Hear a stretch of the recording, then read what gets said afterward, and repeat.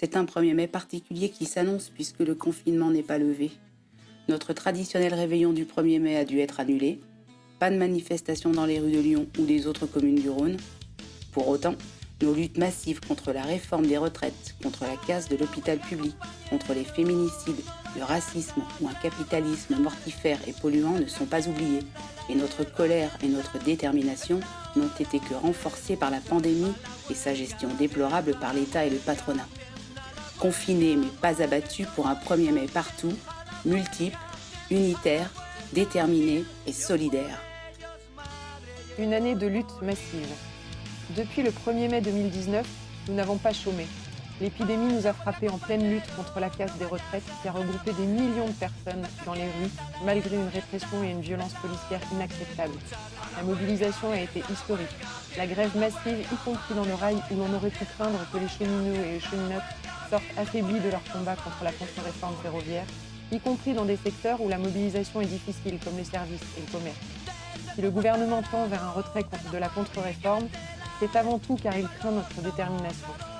Nous n'oublions pas qu'il a profité fin février de la pandémie pour la faire passer à plus de 49.3.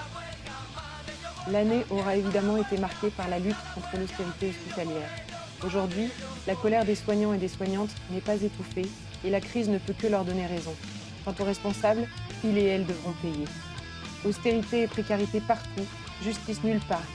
C'est le combat des personnels de l'éducation contre les réformes Blanquer au printemps 2019, des étudiants et des étudiantes contre la politique des Crous et des universités, des salariés et des associations relevant du social ou non, des agents des services publics contre les restructurations mortifères, des grévistes de Piporno ou de Cogépar qui ont su gagner face à des directions inhumaines.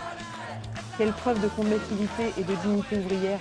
Et moins visible sans doute, ce sont tous nos combats, dans les boîtes, au prud'homme, pour faire respecter nos droits et même en acquérir de nouveaux. Solidaires et ses militants et militantes auront été de tous ces combats et de bien d'autres. Nous avons aussi toujours refusé le racisme, les LGBT-phobies ou le sexisme d'où qu'ils viennent. Notre syndicalisme ne s'arrête pas aux portes de nos lieux de travail. Nous étions là et le serons toujours pour soutenir les réfugiés de l'Amphi-Z ou d'ailleurs et lutter pour l'acquisition de papiers pour toutes et tous. Nous avons œuvré au quotidien, dans nos boîtes et en dehors, pour l'égalité de toutes et tous contre un système patriarcal et normatif. Nous étions là et le serons toujours pour lutter contre les féminicides et la domination masculine. Nous n'oublions pas que nous étions plus de 10 000 à Lyon le 8 mars, notre dernière grande manif avant le confinement, pour cette journée internationale de lutte des femmes pour l'égalité économique et sociale. Une crise sociale et sanitaire sans précédent. La crise liée au Covid-19 a révélé les conséquences délétères des politiques néolibérales. Insuffisance de lits de réanimation et de personnel hospitalier. La gestion just-in-time des matériels et médicaments essentiels aura surtout été toujours 3 temps de retard. Sauf que ces choix se paient en mort chez les premiers de corvée, les soignants et soignantes, les personnels des structures médico-sociales, celles et ceux qui travaillent dans les commerces, les services et les entrepôts, à la poste ou dans les transports, et toutes ces morts encore plus évitables dans les secteurs non essentiels. Nous ne les oublierons pas. Nous n'oublierons pas le sort des plus précaires. Nous n'oublierons pas celles et ceux qu'on a réduits à mendier leur pain quotidien. Nous n'oublierons pas celles qui tombent sous le coup de leurs conjoints et les enfants confrontés à leurs bourreaux. Nous n'oublierons pas les violences policières dans les quartiers populaires. Nous n'oublierons pas ces migrants et migrantes rejetés des côtes européennes. Nous n'oublierons pas celles et ceux qui se confinent dans la rue. Nous n'oublierons pas les victimes des violences patronales. Nous n'oublierons pas non plus que le gouvernement a utilisé l'urgence sanitaire pour prendre des ordonnances attaquant le code du travail.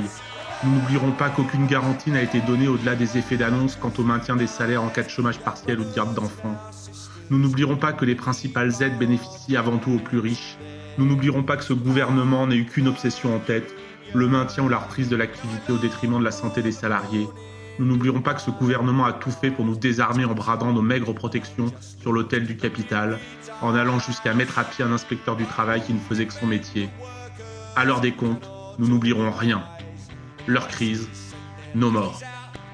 Solidaires aux côtés des salariés. Depuis le début du confinement, nos équipes ont été très sollicitées et nous avons accompagné beaucoup de salariés. Le patronat s'en donne à cœur joie. Absence ou l'insuffisance de protection sanitaire, recours frauduleux au chômage partiel, modification illégale de l'emploi du temps, rupture abusive de période d'essai et de CDD.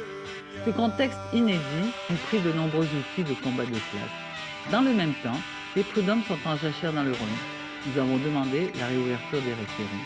La CARSAT, la médecine et l'inspection du travail sont au ralenti. Et les pressions contre les agents de cette dernière n'ont jamais été aussi fortes. Les CSE sont entravés, voire ignorés, y compris lorsque nos camarades ont lancé des alertes sur dangers graves et imminents. Pour autant, au quotidien, nous n'avons pas renoncé. De nombreux outils adaptés au confinement ont été mis en œuvre. Numéro vert, fiches, foire aux questions, formation.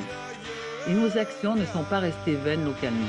Nous avons obtenu un certain nombre d'avancées et nationalement, nous avons gagné un référé contre la Poste et le géant Amazon. Décision confirmée en appel le 24 avril. Solidaire aux côtés de nombreux collectifs de soutien, n'a de cesse de demander la régularisation pérenne de tous et toutes les sans-papiers qui se sont retrouvés encore plus démunis depuis le début du confinement, mais qui continuent de lutter.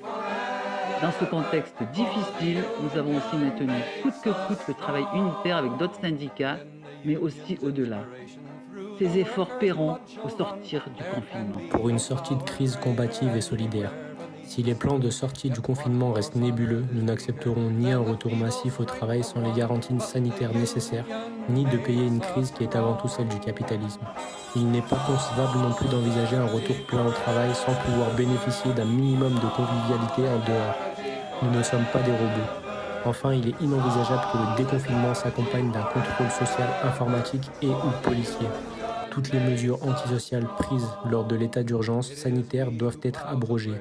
En revanche, les mesures en faveur des plus fragiles doivent être prolongées et le plus souvent mises en place. Cette crise a révélé les responsabilités du capitalisme. Nous ne pouvons laisser repartir la machine dans ses mêmes travers, mais au contraire sortir de ces impasses pour construire un système solidaire, égalitaire et écologique. Inspirons-nous des anciens et anciennes qui ont fait du 1er mai une journée de lutte internationale pour la baisse du temps de travail et la hausse des salaires pour reprendre le chemin du progrès social.